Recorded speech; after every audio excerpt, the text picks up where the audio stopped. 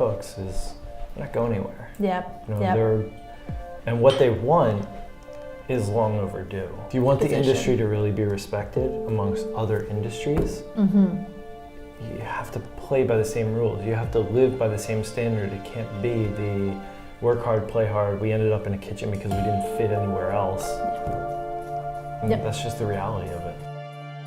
There are people that are paying a lot of money to go to school to learn how to be a chef or a manager or whatever it may be within that actual industry. And it doesn't necessarily mean you have to be working on the line or you have to be working in a small restaurant, big restaurant. You don't even have to work in a restaurant at this point. So, it's kind of twofold. While it's bringing some things that go a little bit with feeding the ego, there's also tons of opportunity for the industry as a whole to rise up and to actually be seen on par with a lot of other industries and all the perks that go along with it. How much does it cost you to train versus how much does it cost you to retain staff if they're happy? It is going to cost you infinitely more if you have the constant turnover and you're bringing someone in, and maybe you have to have, for myself in the kitchen, I have to have 2 people on a station because I have to have 1 training and 1 in training. And then 6 months later, if that person doesn't work out, well, now I'm paying someone overtime again because they're on the station training, and I'm bringing someone new in training as well, rather than having that one person that really accepts it and really, gets it and is happy and finds their home, and they take they take ownership of the station. And so a lot of it is that upfront cost. What do you have to do, and what does it really cost you upfront, knowing that you're going to make a better place, you're going to make something that is going to long term have better results. You have a cook and you say, okay, well, this is how we're going to prepare this piece of fish. You walk through them. Get midway through service, then suddenly you start looking and something's changed and it's not coming out the way you want it. So you go back and say, hey, we talked about this. Do you need me to show you again? And usually most people say, no, I got this. And maybe the next 2 will come out perfect, and then you get really busy and suddenly I'd be like sending fish back and like, okay, I don't think you're understanding what I'm asking for because you're doing it great those 2 times, but then we get really busy and suddenly you're sending me something totally different. So then you start looking at the process. Is it that the pickup is 6 minutes because they're pulling the fish out and it's cold? So then pull it out now when I order it in so it tempers out, so it's a 3-minute pickup. Because what I want is a perfectly glazed piece of fish. I want it to continue to cook on the plate so that when the guest touches it, it starts to flake, but it doesn't blast apart because then it's dry. So it's really kind of looking at, what am I trying to get? What is my ultimate goal and what I'm looking for? And how do I explain that to essentially the student, which may be an extern, which may be a starting cook, which may be a very experienced cook coming from somewhere else, that it's just a new technique.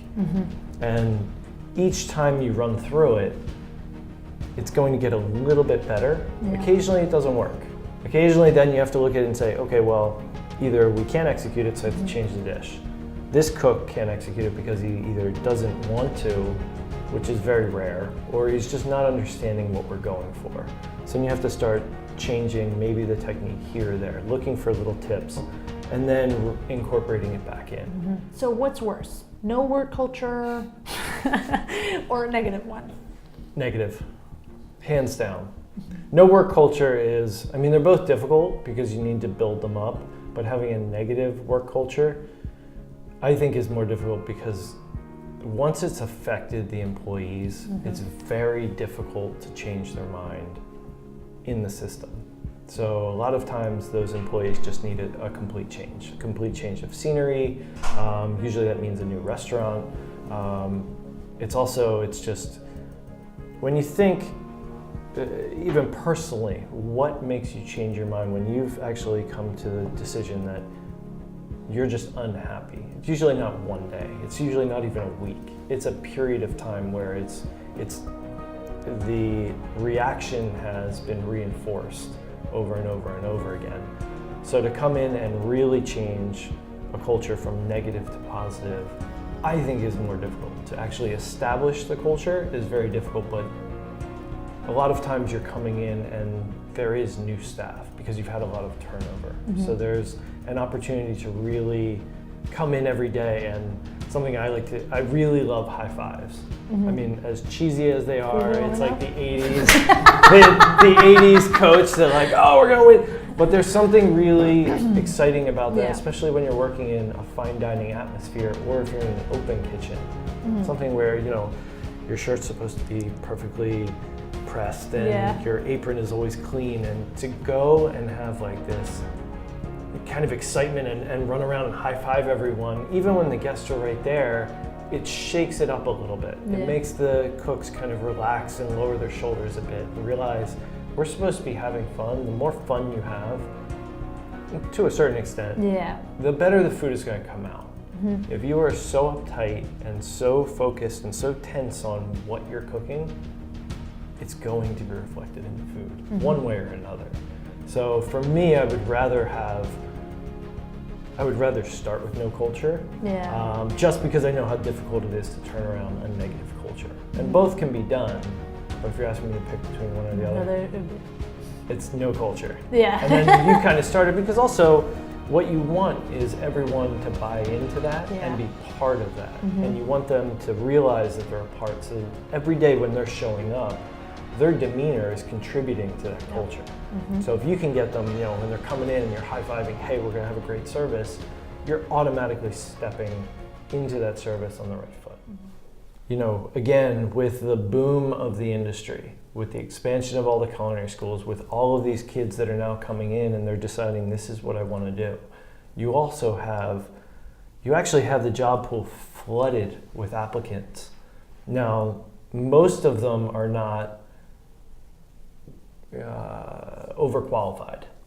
Most of them are actually very young coming in. This might be their first job, their second job.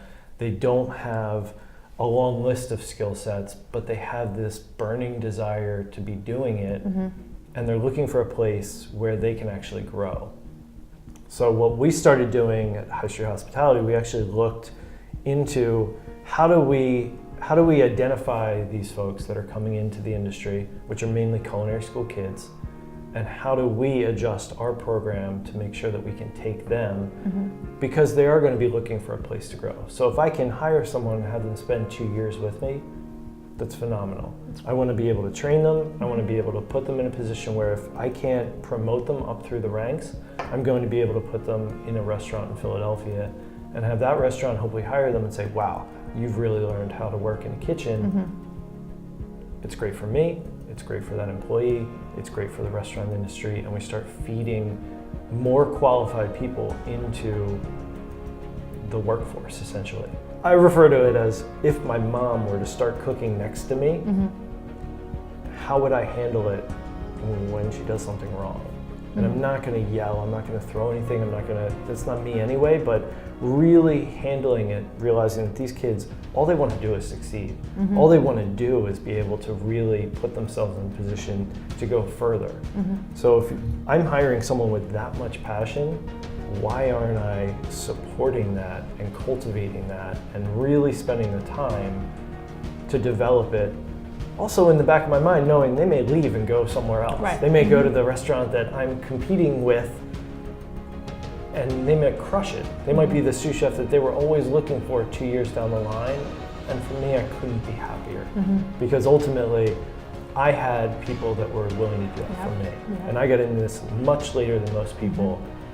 And I had someone that said, you know, you're 28 years old. I'm going to give you an opportunity to be a sous chef. At 27, I had my own restaurant. You're way behind, so I'm going to push you forward. I'm going to teach you everything I can. And for me, that was the greatest thing that I could have done, and that this person could have done for myself. So, you know, again, it's about kind of putting it forward and be able to pay back. What used to fly doesn't anymore, and these kids are more than willing to stick around for 2 or 3 days, and if they don't like it, I'm going to move on to the next one. And that leaves the restaurants in a very difficult position, because before, I mean, I remember starting jobs, and I remember one that will go unnamed that I was there for a month and then I gave them 2 weeks. Because I was like, you know what, it's not for me. It is not what I'm looking for, but I still gave them 2 weeks. Now it's anything short of a year. You know, I'll be lucky if I get 10 days. Usually it's like, hey, this isn't for me, I'm clearing out my locker. And they're gone. And recognizing that and recognizing, you know, when you're seeing an employee and he's unhappy, well, what's going on? What is making him unhappy? Does he feel like he isn't valued? Does he feel like the work that he's doing isn't being compensated? Does he feel like he just simply isn't engaged? Am I not engaging him?